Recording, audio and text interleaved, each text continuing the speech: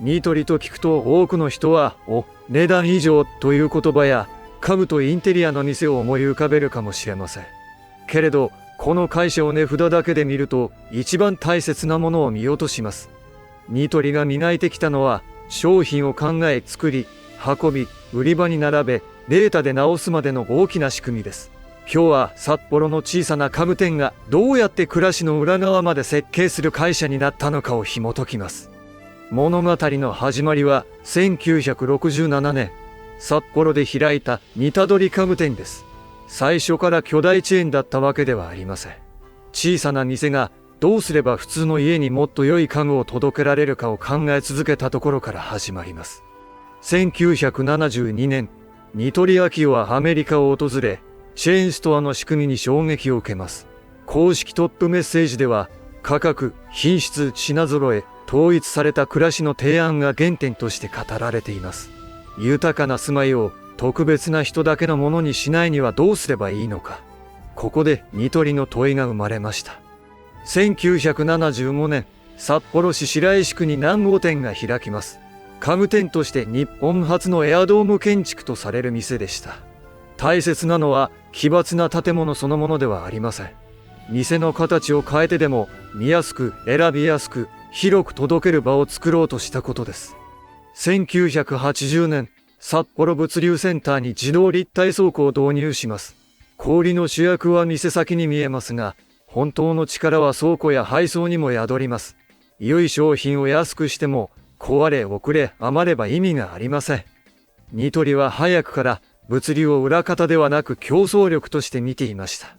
1986年、ニトリは海外商品の直輸入を始めます。中間を減らし、世界から商品を探し、価格と品質のバランスを自分たちで作る。これは単なる仕入れ変更ではありません。店頭の値段を決める力を川上へ取りに行く転機でした。同じ1986年、社名は株式会社ニトリに変わります。家具卸センターからより広い小売ブランドへ。ここから会社は北海道の一企業という枠を超え、全国へ向かう準備を進めていきます。1993年、本州第1号店が茨城県に開きます。北海道で通じた店作りが本州でも通じるのか。ここは大きな試験でした。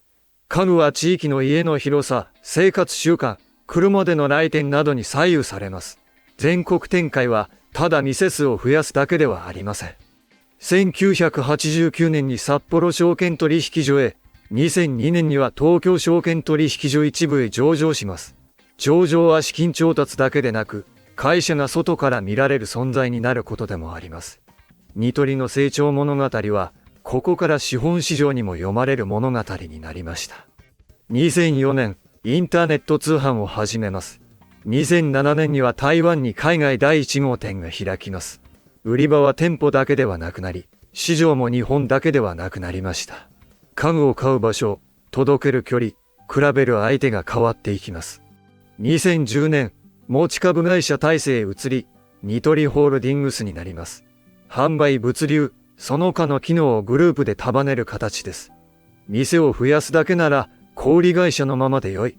けれど、作る、運ぶ、売る、管理するを同時に動かすには、組織の形も変える必要がありました。ニトリが掲げる言葉に、製造物流 IT 小売業があります。これは少し長い言葉ですが、意味ははっきりしています。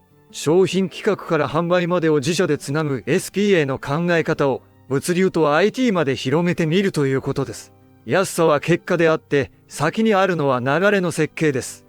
価格を下げるだけなら利益を削れば一時的にはできます。しかし、それは長く続きません。ニトリの難しさは、手頃な価格を見せながら、調達、物流、代行、売り場で無駄を削るところにあります。値札の裏には見えない計算が何段もあります。ニトリが売っているのは椅子や棚だけではありません。部屋全体をどう見せるか、色や素材をどう合わせるか、毎日の暮らしをどう整えるかです。単品の安さから暮らしのコーディネートへ、ここに家具店からホームファッションへ広がる道があります。2021年、島忠がニトリグループに加わります。家具とホームセンターは近いようで違います。日用品、工具、園芸、リフォーム、暮らしの困りごとは家具だけでは終わりません。島中はニトリが住まいの周辺へ広がるための大きな入り口になりました。2024年3月、ニトリグループは1000店舗を達成します。数字として大きいだけではありません。店舗が増えるほど仕入れ、在庫、配送、人の配置、IT の連携が難しくなります。規模は力ですが、同時に重さでもあります。2026年3月期末、海外店舗は台湾、中国大陸、東南アジア、韓国、インドまで広がっています。海外展開は国内の店をそのまま増やす話ではありません。住まいの広さ、所得、好み、物流、商習慣が違う。ニトリの仕組みが国を越えて通じるかが試されています。ここで翔平が帳簿を開きます。ニトリを見るときは安さだけを見てはいけません。商品がどこで考えられ、どこで作られ、どう運ばれ、どう売り場に並ぶか、その一本の流れを見ることが大切です。小売りの利益は店頭だけでは決まりません。2026年3月期、ニトリホールディングスの売上収益は9122億円、営業利益は1255億円でした。売上は前期比で減りましたが、営業利益は増えています。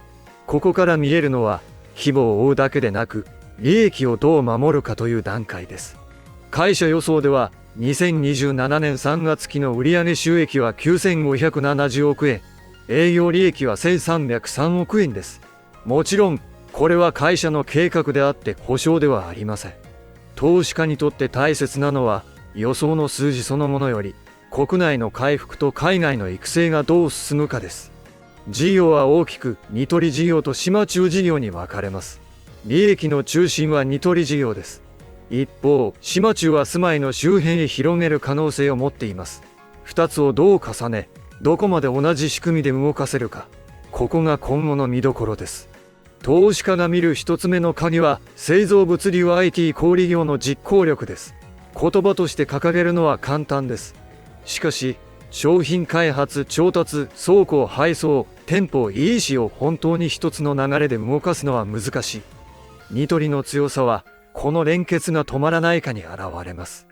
二つ目の鍵は、為替と原価です。海外で作り、輸入して売る会社にとって、円安、原材料、海上輸送費は重い影響を持ちます。価格を上げれば客足に響く。価格を守れば利益が薄くなる。この狭間で調達と在庫の腕が問われます。三つ目の鍵は国内店舗と EC です。家具は実物を見たい商品でありながら、ネットで調べ、比べ、届けてもらう商品にもなっています。店舗と通販を別々に考えるのではなく、どうつなげるか。成熟した国内市場では、このつなぎ方が重要になります。四つ目の鍵は島中です。ホームセンターは家具とは違う購買頻度や商品構成を持っています。ここでニトリ型のプライベートブランド、物流、ローコスト運営をどこまで活かせるか。島中は単なる買収済み子会社ではなく、住まいの接点を広げる試験場でもあります。五つ目の鍵は海外展開です。国内人口が伸びにくい中、アジアの住まい市場は重要になります。ただし、海外店舗は出せば良いわけではありません。地域ごとの暮らしに合わせ、物流と商品を作り変える力が必要です。リスクの一つ目は、家具やインテリアが耐久消費財であることです。食料品のように毎日必ず買うものではありません。景気や住宅、家計の気分が冷えると、買い替えは後回しになります。暮らしに近い会社ほど消費者の温度を受けます。二つ目は、為替と原材料です。輸入比率が高いほど、円の動きや原材料価格が利益に響きます。ニトリは仕組みで吸収しようとしますが、すべてを消せるわけではありません。安さの裏側にはいつも世界のコストがあります。三つ目は物流と在庫です。大きな店舗網は商品を切らさず余らせず壊さず届ける力を求めます。倉庫を自動化しても需要の読み違いがあれば在庫は重くなります。物流は強みであるほど失敗した時の影響も大きい。四つ目は海外実行です。国が変われば家のサイズも店の使い方も物流の難しさも変わります。出店を増やすだけでなく地域ごとに見直す判断も必要になります。海外展開は夢と同時に選別の物語です。5つ目は店舗網と人手です。店が増えれば現場を支える人、教育、配送、システム、保守も増えます。低価格を支える会社ほど運営の無駄は利益に直結します。規模は広がるほど毎日の小さな管理が重要になります。今日の鍵をまとめます。1つ目はニトリの原点が安売りではなく豊かな暮らしを手物にする問いだったことです。1972年に見たアメリカのチェーンストアは会社の中に長く残る宿題になりました。2つ目は物流と直輸入です。店頭の価格は店頭だけでは決まりません。港、倉庫、配送、在庫、商品開発、その全部がつながって初めて値段の裏側が作られます。3つ目は部屋全体を提案する力です。椅子一脚より暮らしの一場面、単品の安さより部屋としてのまとまり。ニトリは家具店から住まいの時間を整える会社へ広がってきました。4つ目は島中と海外です。国内の家具需要が成熟する中で、住まいの周辺領域とアジア市場は次の試験場になります。ただし、ここでは増やす力だけでなく、見直す力も問われます。5つ目は数字の見方です。売上が少し減っても営業利益が増えた年があります。だから売上規模だけでなく、粗利、物流費、為替、既存店、海外の質を見なければなりません。家具小売の数字は倉庫の中まで読んで初めて見えてきます。翔平は帳簿を閉じながら言います。ニトリを見るときは値札の安さだけで判断してはいけません。その値段がどんな商品開発、どんな調達、どんな物流、どんな売り場から生まれているのかを見る。そこにこの会社の本当の物語があります。札幌の小さな家具店から始まった道は今や日本とアジアの暮らしへ広がっています。椅子、棚、カーテン、照明。その一つ一つの後ろには、作り、運び、売るための長い流れがあります。この物語は、まだ終わっていません。次に企業を見るとき、店先の明るさだけでなく、その奥の流れにも目を向けてみてください。数字の奥には、いつも人の選択があります。また次の衣装でお会いしましょう。ご視聴ありがとうございました。チャンネル登録で次の日本株式会社物語もお楽しみください。